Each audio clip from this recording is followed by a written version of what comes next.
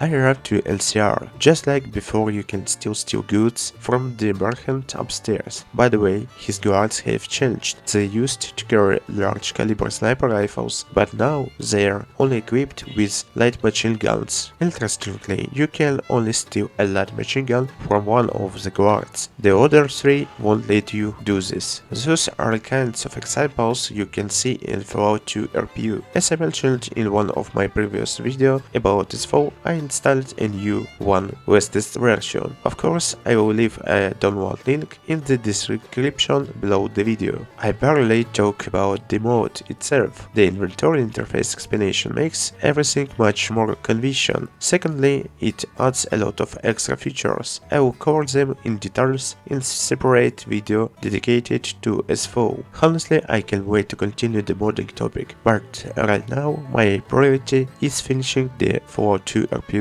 playthrough. There are also a separate up-to-date and genuinely great crafting mod compatible with RPU. I would definitely make a separate video about it later, and then create a playlist with all the mods I've personally chosen, the ones I consider the best and most suitable for Fallout 2 RPU. The crafting mod I mentioned is translated into Russian, but I want to be used in this playthrough because I don't want to break the game balance, and I still need to properly learn how it works myself. Anyway, let's get back to the video. So, about Mira. Mira received a token head with voice acting. Sure, I got some time.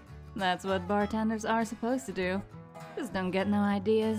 Thanks for the Token Heads mod. If your character has a low intelligence, you can take a quest from Mira to eliminate one of the NCR police officers. Since my character is quite intelligent, that'd probably be something for another video. I'm just unlikely to do a low intelligence run anytime soon. Mark also received a Token Head and expanded job-related dialogue options. For example, to prove you really want to work blindly for them, you can fight Lenny, the super mutant standing nearby, which means you won't have to kill the Habalistic. To prove your loyalty, he is immediately assigned the next task, stealing documents from a doctor. I choose not to do that because I plan to complete a different quest involving super mutants, which I will talk about later.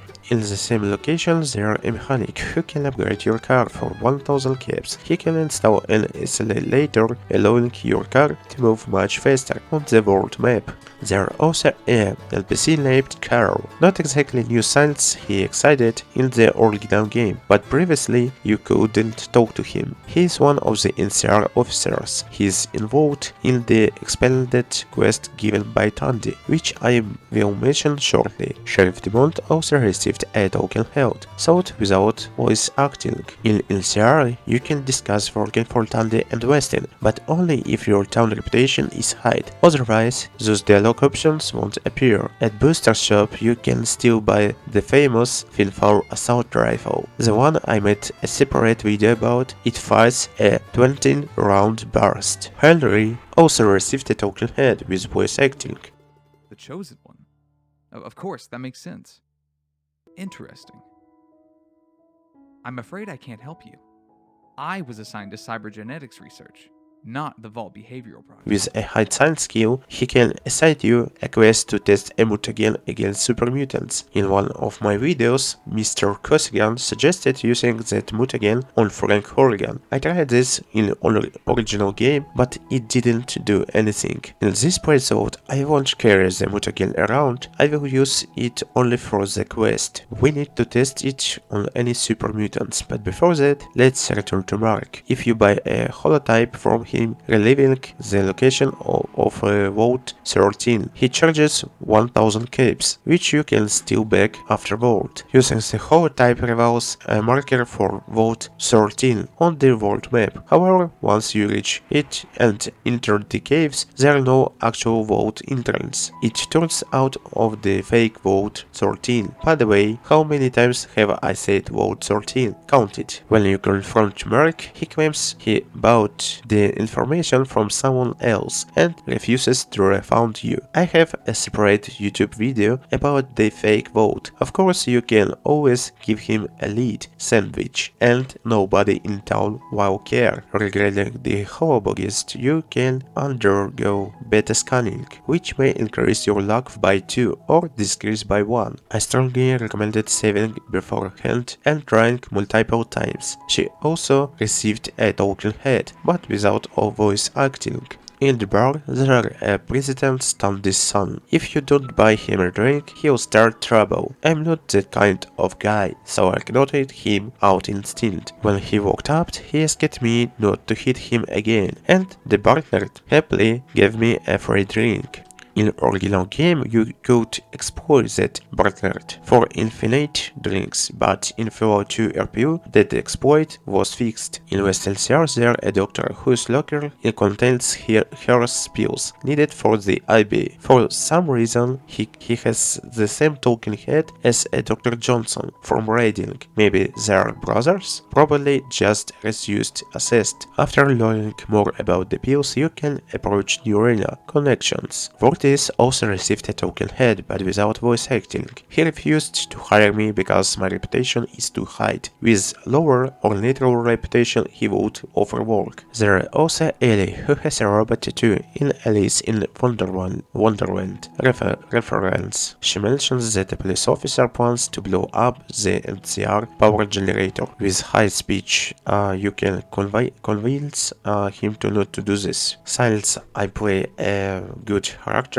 I stabbed him and earned 6000 XP, a huge reward, plus some items and an LCR reputation from Ellie. Ellie's got a token head, but no voice acting. Incidentally, there's an extended quest with her, which I already completed. I didn't do this intentionally. I was researching, and it turns out that she and other rangers can storm the slavers, which basically opens the door to destroying Metzger gang. Unfortunately, since I've already destroyed Metzger and his gang, there won't be a sequel. That's a shame. By the way, we can approach the Elise and she will give us 1000 caps, but we can refuse the reward, and then we'll get 800 experience. Later, I'll visit Taraneski in New Arena to craft special fake pills. They can't directly used on Weston. Maybe you could plant them on the doctor's locker, so Weston eventually dies and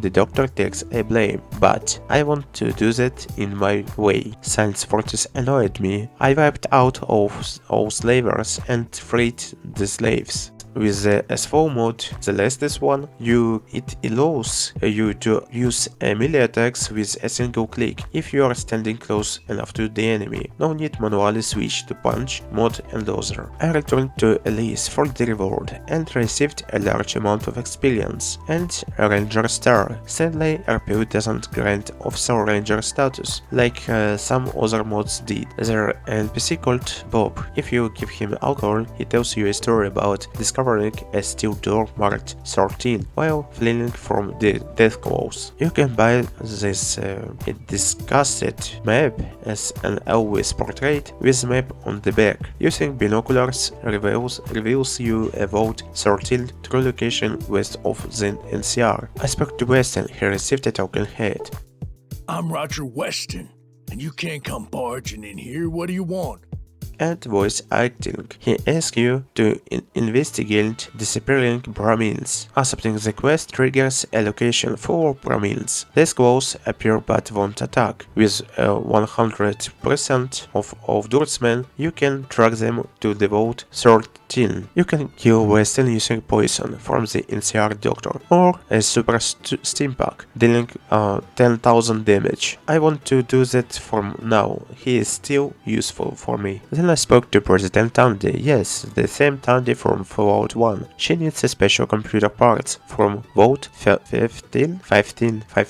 Squatters their block NCR asses. She also mentioned she descends settlers originally came from Vault 15, so I am not 100% sure about the lore accuracy. She gives a holotype with NCR history. There also an alternate quest path integrating Oswald, a Vote 15 resident impersonator in NCR. He won't talk unless you route him up.